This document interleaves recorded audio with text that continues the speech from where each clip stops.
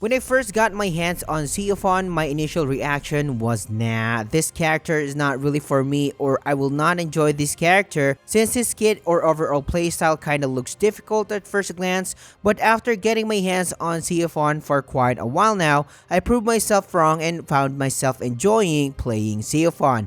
I am the Samurai and I will be covering Seofon's playstyle in great detail, how to use him, what skills to utilize, the latest builds for him, and more. Hoping that I can also change your perception about Seofon and have fun with this awesome character. I will be breaking down the key features of his playstyle so that you can understand his gameplay flow pretty easily. For starters, the majority of Seofon's damage comes from his avatar state where he can pull off devastating combos, and his skills are hidden when under this mode, which leads us to his first special passive, the Star Sovereign. Seofon has 2 gauges to maintain, and the first one is his avatar gauge. When this gauge accumulates charges by landing combo finishers and link attacks, Seofon can summon his avatar by pressing the Y button to fight alongside him and deal additional attacks on top of Seofon. Note that he can summon his avatar whenever you want to, but the avatar gauge depletes over time after activating it. There's a proper way and timing of summoning your avatar, and this will be discussed in the gameplay tips section.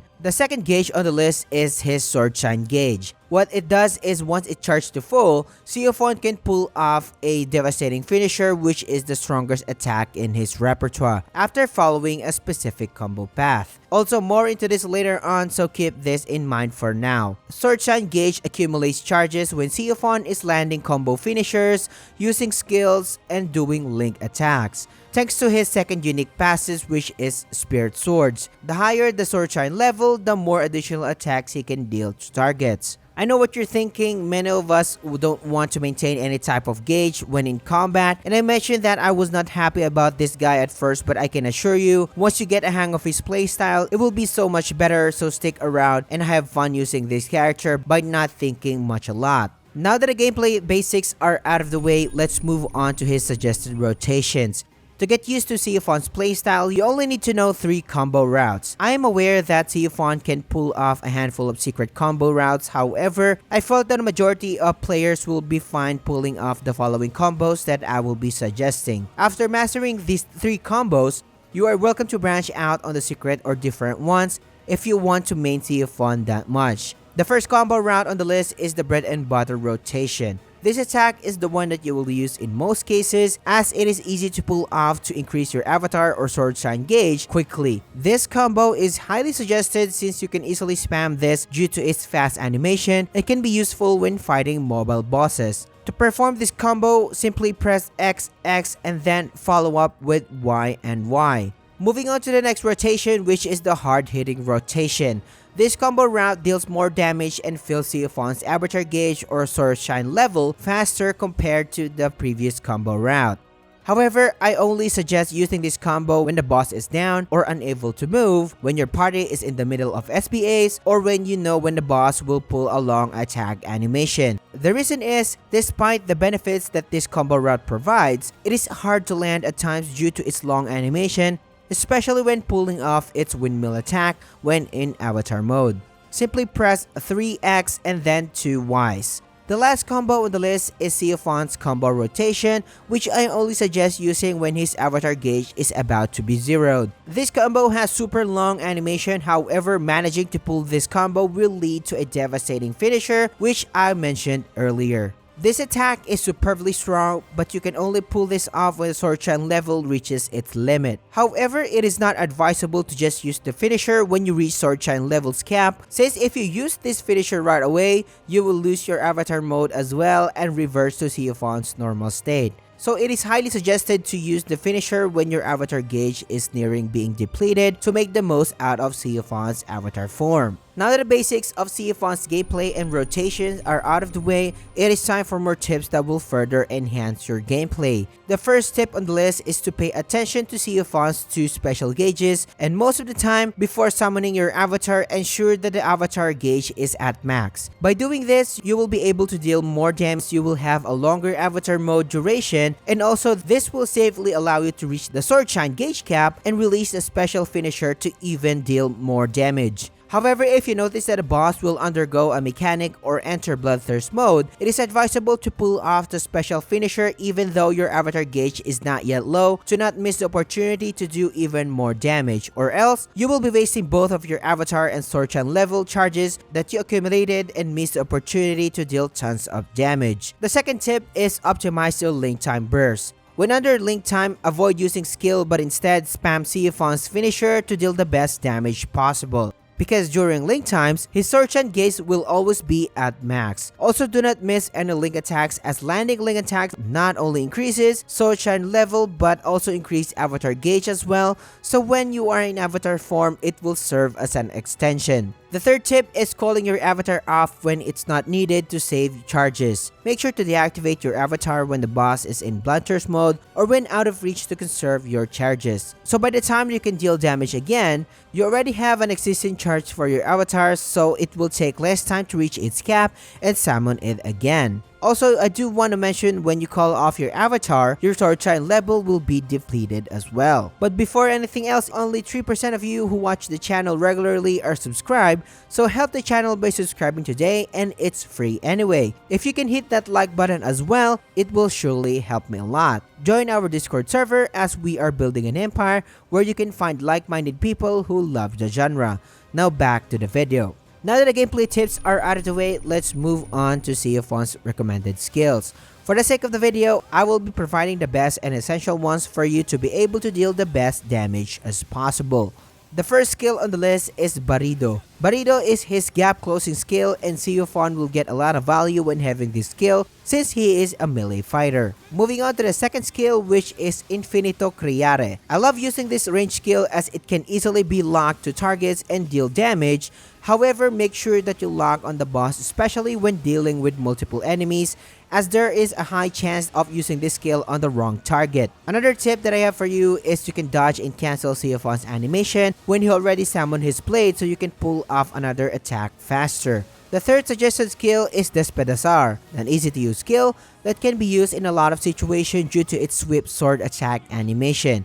It is worth noting that all of the suggested offensive skill here get stronger depending on Seofon's Sorchan level, and this is the reason why you need to make use of his avatar gauge before performing his devastating finisher. Down to the last skill, which is Tempesta. This buff is highly advisable not because of his attack and critical hit chance buff, but because of granting Seofon a full avatar gauge upon usage. This is one of the reasons why I changed how I perceive Seofon's gameplay. It is indeed a hassle to maintain both gauges, and Seofon is boring as hell when not in avatar mode. This skill will grant him the ability to have constant access to his avatar form, so you will enjoy much fluid gameplay. With the build that I will be sharing, my usual scenario is whenever I manage my avatar gauge wisely and it deplete to 0, this skill most of the time is already up and ready for use, so I can quickly go back to avatar mode as soon as possible. Now, I do want to mention that 7-star Brilliance is a very situational skill. Not only it is going to be on cooldown when entering battle,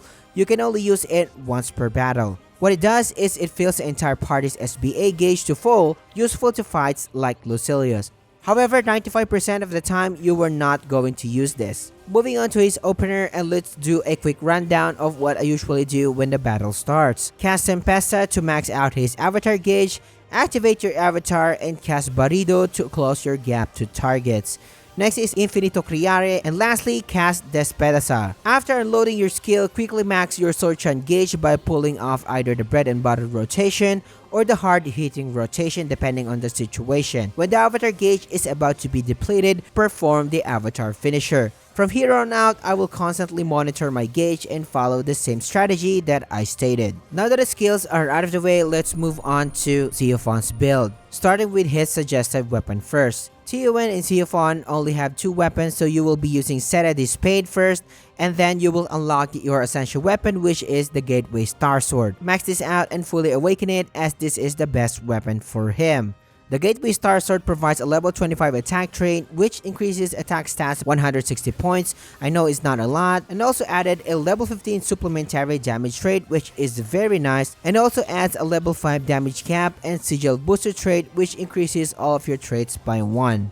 For the Gateway Star Sword Rhinestone, on the other hand, it is advisable to use a Vitality Rhinestone because of its added critical hit chance. In the case of Seofon, you only need 16 to 20% of additional crit chance from over mastery plus the Vitality Rhinestone's critical chance, and you can call it a day already. For the second and third traits, it is hard to recommend exact traits due to RNG reasons, but if you can slot in DPS oriented traits like Combo Booster or Life on the Line, or defensive traits like Uplift and the like, so far this is the best one that I have. Moving on to Mastery next, and of course, pretty much by now, a 100% max Mastery progress is a must. However, our main focus is the over Mastery. The general rule of thumb is to focus on the following bonuses, and this applies to almost every character. It is recommended to aim for a critical hit rate up 20% to reach 100% critical chance if you follow all the recommended setup in this guide. Normal attack damage cap up 20% and skill damage cap up 20% as well, and so far these are the best ones that I have, so I may need to work on this later on. Suggested weapons are out of the way, let's discuss my recommended sigils and trait setups. I will be providing 2 sets of loadouts depending on how good you are in the game, starting with the offensive setup first, and this setup is recommended for experienced players since it lacks a handful of defensive utility. If you are looking for a general setup, I have also one prepared for you after this one. The first trait on the list is Seofon's Awakening trait. The Spirit Edge rally increases your sword shine accumulation when using skills. That 12.5% increase can go a long way, so I highly suggest equipping this trait. The faster you cap your sword shine level, the higher the chances that you can set up your avatar finisher.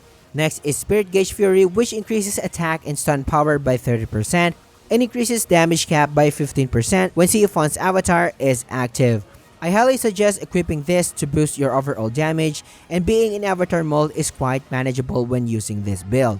Now talking about Seofon's Warpath Sigil. I suggest not using this at all as its effects rely on his avatar finisher. The finisher is not that spammable, so it is better to not using this at all and using something else. I just want to put this out just in case you are wondering. The next trait on the list is 7-star Boundary, which is essentially your usual catastrophe trait compared to the other characters, which provides a level 25 catastrophe trait which increases attack stats by 50% and a damage cap up by 100%, and also this trait caps Seofon's HP at 45k.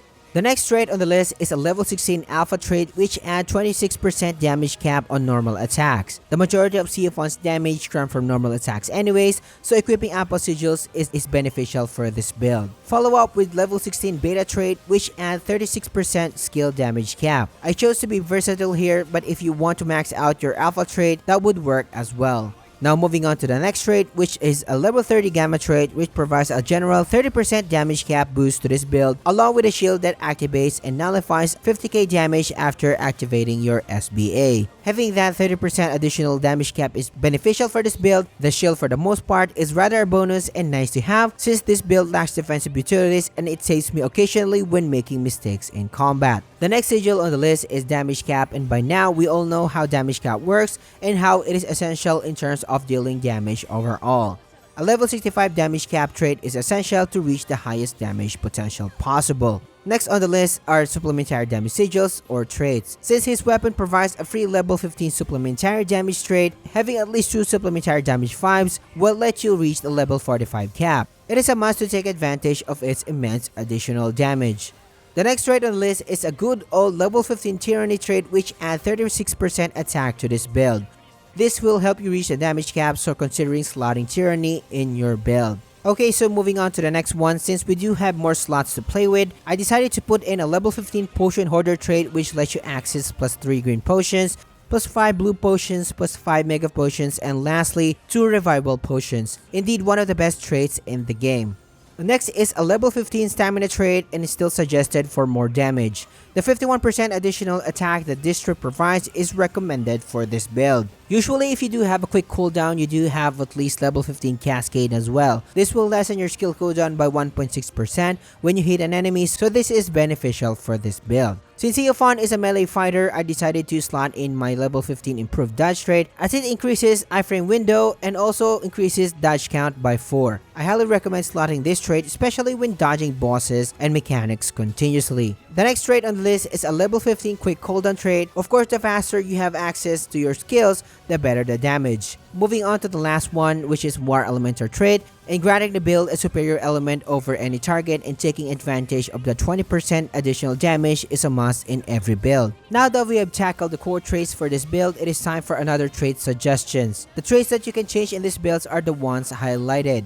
If you're not comfortable with having 30k HP, you can change it with something like Greater Aegis and Guts to increase your overall survivability. Now if you think if you are having a hard time reaching the damage cap or want to have more damage, I usually change Improved Dodge trait to a Life on the Line Sigil or trait or Combo Booster. Now the offensive setup is out of the way, let's move on to general setup. The selling point of this build is you can slot in a handful of defensive utilities perfect for the general player base. I will just go over the changes that I have made here compared to the previous setup, and you can see all the changes made on the screen right now. Pause the video if you need to and feel free to adjust all of the defensive traits here according to your preference. The overall build is out of the way, let's now move on to damage tests. In this section, I will be providing damage result samples for the latest Behemoth quest and Pieta fights for the offensive builds. For the Pieta fights, we are seeing 239k to 361k damage range per second and a total of 52 to 62 M damage dealt. And usually the battle lasts around 1 minute and 30 seconds to 2 minutes. For the Behemoth quest, on the other hand, we are seeing 218k to 233k damage per second and dealing with a total of 67M to 75M damage per fight. Of course, this could be higher as you master Seofon in the long run, but for now, this is what I usually get. Note that these are not best damage results out there, and I know a lot of people can do better and score way higher. For the general setup, I haven't included it in these results, but you will be dealing lesser damage compared to offensive setup, but not a mile.